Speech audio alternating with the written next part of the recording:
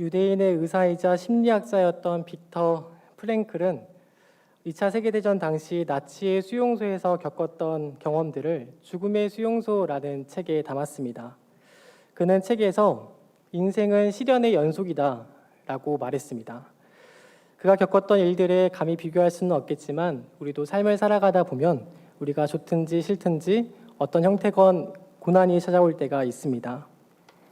저도 비록 짧은 인생을 살기는 했지만 이런 경험이 있었습니다. 2018년 1월에 그동안 준비했던 선교사로서 준비를 다 내려놓고 신학대학원 입시 공부를 하기 위해서 저희 아내와 함께 시골에 계시는 저희 부모님 집에 내려가게 되었습니다. 저는 저희 집이니까 비교적 그런 대로 지낼만 했었는데 저희 아내는 물론 말은 하진 않았습니다. 저희 아내는 매일 시댁의 눈치를 보면서 제가 겪었던 것보다 더 힘든 시간을 겪지 않았을까 생각을 해봅니다. 매일 아침 일찍 도서관에 가서 공부를 하고 해가 질 무렵에 집으로 돌아오던 날들의 연속이었습니다. 그러다 어느 날 문득 집으로 돌아오는 길에 저와 제 아내가 지금 광야를 지나고 있구나 라는 생각이 들었습니다. 그 시기에 굉장히 마음을 울리는 말씀이 있었는데 그 말씀은 신명기 8장 2절 말씀입니다. 우리 함께 말씀을 보았으면 좋겠습니다. 우리 한 목소리로 읽겠습니다. 내 하나님 여호와께서 이 40년 동안에 내게 광야 길을 걷게 하신 것을 기억하라. 이는 너를 낮추시며 너를 시험하사 내 마음이 어떠한지 그 명령을 지키는지 지키지 않는지 알려 하심이라. 아멘. 당시 저에게는 이 말이 굉장히 와닿고 큰 위로가 되었습니다. 성경은 그리스도인들에게 광야의 시간이 무의미한 시간이 아니라고 말씀하십니다. 오히려 우리의 삶과 신앙을 돌아보며 우리의 신앙의 성숙과 성장을 이룰 수 있는 시간이라고 말씀하십니다. 코로나19라는 사상 초유의 일을 겪고 계신 지 2년이 되어가고 있는데 사회적, 경제적 어려움은 물론이고 우리의 신앙에도 광야의 시간이 갑자기 찾아왔습니다. 만약 지금이 우리의 신앙의 광야의 시기라면 이스라엘 백성들처럼 우리도 우리의 신앙을 돌아보아야 할 때가 아닐까요? 오늘 말씀을 통해 우리의 신앙을 돌아보는 귀한 은혜가 우리 사랑하는 모든 성도님들의 가정에 함께 하시기를 바랍니다. 우리의 신앙을 돌아보기 위해서는 모델이 필요합니다. 이것은 구약의 이스라엘 백성들의 신앙과 또 그들의 신앙을 평가하셨던 하나님의 평가에서 찾을 수 있습니다. 구약에 등장하는 유대인들의 신앙을 한마디로 정의한다면 이스라엘의 불신앙의 연속이라는 점에서는 동일한 신앙이었지만 그들의 신앙의 형태를 본다면 조금 차이가 있습니다. 바벨론 포로 이전과 포로 이후의 신앙이 조금 달랐던 겁니다. 먼저 바벨론 포로 이전의 신앙을 한마디로 정의하자면 모두가 잘 아시는 것처럼 우상 숭배의 신앙이다 라고 정의 내릴 수 있습니다. 그들의 이러한 불신앙은 결국 기원전 586년 시드기야 왕을 끝으로 예루살렘의 멸망이라고 하는 비극적인 형태의 종말을 맞이하게 됩니다. 지금 우리가 생각할 때는 우상 숭배처럼 멍청한 행동을 왜 했을까 그런 생각이 충분히 들 수 있는데 그 당시 이스라엘 백성들의 상황을 조금 이해해보면 생각이 달라지실 수도 있습니다. 이스라엘 백성들은 오랜 유목 생활을 하다가 가나안 땅에 정착해야 되는 상황에 있었습니다. 근데 그들은 이 문화 생활을 하기 위해서 그 필요한 기술들을 얻는 통로가 필요했는데 그것이 바로 가나안 사람들이었습니다. 그런데 가나안 사람들은 이 가나안 사람들의 생활과 문화와 종교가 떼어놓을 수 없는 불가분의 관계를 가지고 있었습니다. 그래서 이스라엘 백성들은 가나안 사람들을 통해서 문화를 배우면서 자연스럽게 그들의 우상도 같이 받아들이게 된 겁니다. 당시 가나안 사람들은 최고 신을 엘이라고 불렀고 또 그 엘의 아내 되는 신을 아세라라고 불렀습니다. 그리고 엘과 아세라가 결혼을 해서 낳은 자녀가 70명 정도의 신이 있다고 믿었습니다. 그 중에서는 우리가 익히 알고 있는 바알이나 아낫, 아스타롯 이런 신들이 포함됩니다. 특히 유대인들이 보편적으로 신앙했던 바알이라는 신은 땅의 생산력과 가축의 번식력을 주관하는 신이었습니다. 그래서 바알은 농경 생활을 시작해야 했던 이스라엘 백성들에게 비의 신, 풍요와 다산의 신, 농사의 신으로 여겨졌습니다. 그래서 이스라엘 백성들이 바알을 섬겼던 것은 이 바알 자체를 섬겼다기보다는 그들이 그 바알이 주는 풍요와 또 자손의 번영이라고 하는 복을 받기 위해서 그 바알이라는 신을 섬긴 것입니다. 사람들은 누구나 복을 받고 싶어 하죠. 네, 그리스도인들도 마찬가지입니다. 그렇기 때문에 우리는 가끔 이스라엘 백성들과 비슷한 실수를 할 때가 있습니다. 유대인들이 풍요와 다산의 복을 받기 위해서 바알이라는 신을 신앙했던 것처럼 그리스도인들도 가끔 세상의 복을 받기 위해서 하나님을 신앙하는 경우가 있습니다. 이것을 깊이 들여다본다면 그것은 하나님을 신앙하는 것이 아니라 하나님께서 주시는 복을 섬기는 신앙이라고 볼 수 있습니다. 선물을 주시는 하나님보다 선물 그 자체의 눈길을 빼앗겨서 마치 하나님께서는 우리에게 복을 주시기 위해서 존재하시는 분인 것처럼 그렇게 오해할 때가 있다는 것입니다. 만약 우리들의 자녀들이 우리를 사랑하는 것이 아니라 우리가 죽고 나면 나올 보험금에만 관심이 있다. 그럼 여러분 어떤 마음이 드시겠습니까? 저는 썩 좋은 마음이 들 것 같지는 않습니다. 그런데 이스라엘 백성들에게는 그들에게 풍요와 복을 주는 신이라고 한다면 그게 어떤 신이든 상관이 없었습니다. 그래서 바알이 되었건 하나님이 되었건 상관없이 풍요와 복을 주는 신이면 괜찮았던 겁니다. 그래서 이러한 신앙에 대해서 바울이 디모데에게 디모데전서 6장 10절에 다음과 같이 경고하고 있습니다. 돈을 사랑함이 일만하게 뿌리가 되나니 이것을 탐내는 자들은 미혹을 받아 믿음에서 떠나 많은 근심으로써 자기를 떠났도다 찔렀도다. 사랑하는 성도 여러분, 우리를 창조하신 하나님께서는 우리에게 복을 주시건 주지 않으시건 우리가 섬겨야 할 분입니다.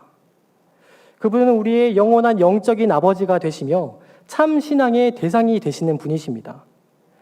하나님은 자신을 진정으로 믿고 또 그의 말씀을 따라 의지하고 살고자 하는 성도들에게 나쁜 것을 주려고 하시는 분이 아니십니다.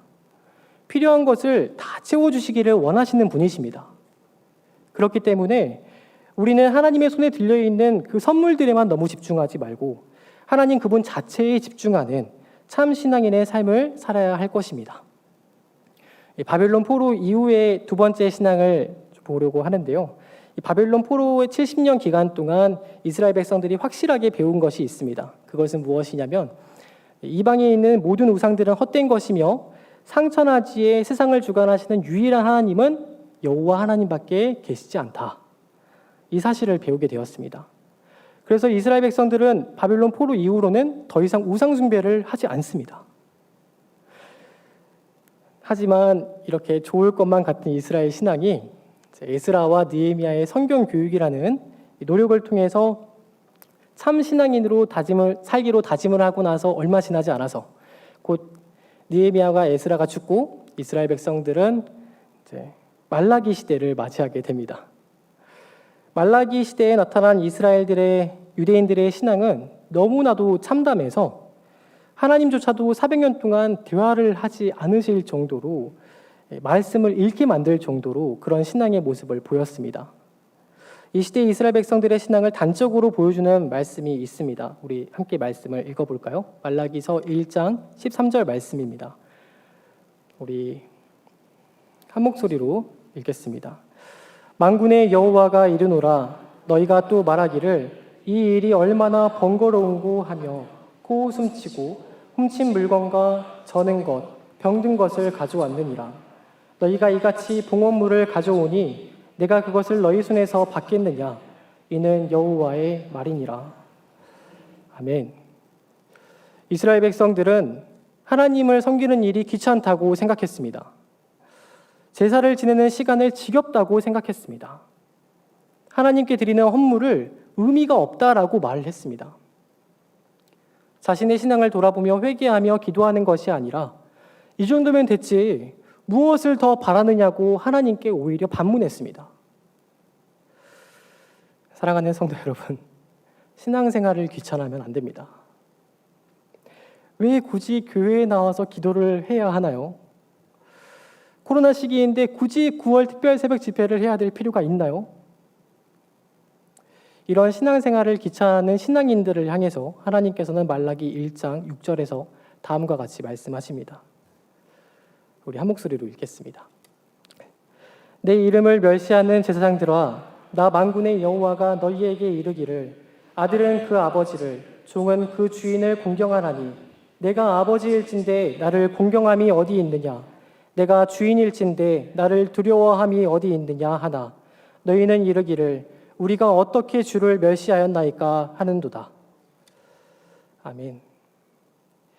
오늘 본문인 고린도전서 2장과 3장을 보면 사도 바울이 고린도 교회의 성도들의 모습을 세 가지 신앙의 형태로 구분하는 것을 볼 수 있습니다.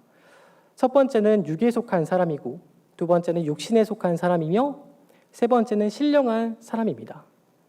우리말로 번역되어 있는 단어들을 보면은 쉽게 와닿지 않는데 이 원문으로 보면은 조금 더 쉽게 우리가 이해할 수 있습니다.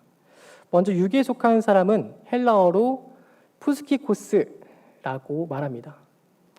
이것은 거듭나지 못한 사람들을 의미하는데 이런 사람들은 생명이 호흡에만 있는 사람들입니다. 영으로 거듭나지 못했기 때문에 겨우 숨만 붙어있는 사람들을 의미합니다. 그래서 이런 사람들은 호흡이 끊어지면 그 생명도 끝나버리고 맙니다. 영적인 세계와 전혀 무관한 사람들이라고 볼 수 있습니다. 두 번째는 육신에 속한 사람들인데 이 단어의 헬라어는 사르키코스라고 합니다.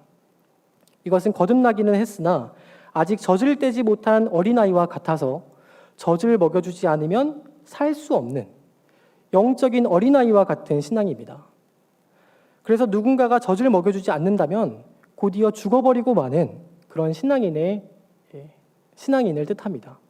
마지막으로 신령한 사람인데 이는 헬라어로 푸뉴마티코스라고 하며 완전히 영적으로 거듭나서 어떤 음식을 먹는다 할지라도 소화할 수 있는 영적으로 성숙한 사람들을 의미합니다.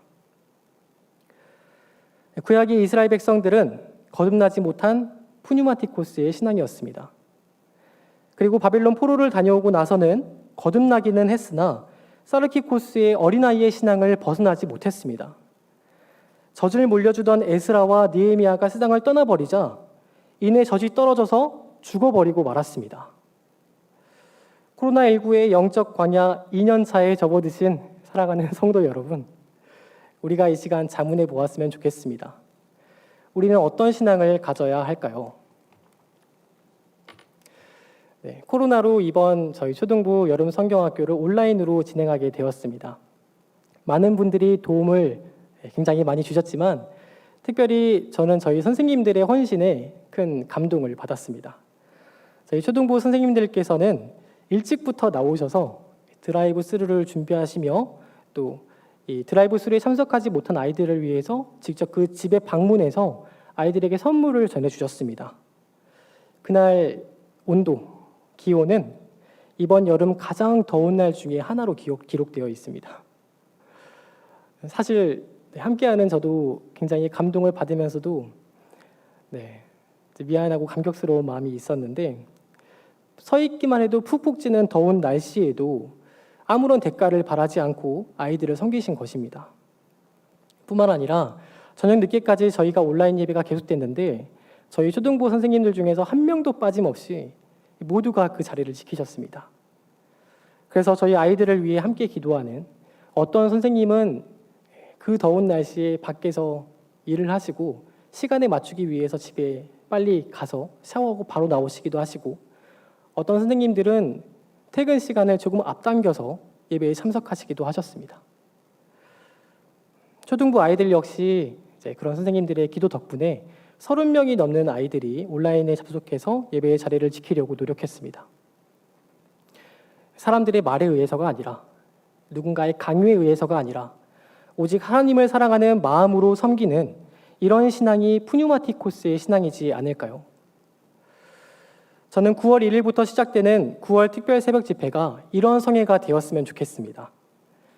그동안 정체되어 있던 우리의 신앙이 한 단계 성숙할 수 있는 그리고 성숙을 이루는 새 물결이 흐르는 그런 성회가 되었으면 좋겠습니다. 하나님의 영으로 거듭난 푸뉴마티코스, 하영인이라고 한다면 지금 우리가 너무 힘들다고 주저앉아 버리는 것이 아니라 우리의 신앙을 돌아보고 더 높은 성숙으로 더 나아가야 할 것입니다. 사랑하는 명성 제일교회 모든 성도 여러분, 우리가 이러한 참 신앙인으로 코로나19 속에서도 오히려 신앙의 빛을 비추는 모든 성도님들이 되시기를 진심으로 기원합니다. 아멘. 기도하겠습니다. 사랑과 은혜가 충만하신 아버지 하나님, 코로나19라는 긴 터널을 지나는 성도님들의 가정에 참 신앙의 지혜를 허락하여 주옵소서. 광야에서 오히려 빛을 발하며 주님을 향한 사랑이 뚜렷해지는 푸뉴마티코스의 신앙을 갖게 하여 주옵소서. 그리하여 주님께서 사용하신다 말씀하실 때 주님, 제가 여기 있습니다. 말씀드릴 수 있는 이 시대에 귀히 쓰임받는 참 신앙인들이 다 되게 하여 주옵소서. 감사드리며 살아계신 예수 그리스도의 이름으로 함께 기도드립니다. 아멘.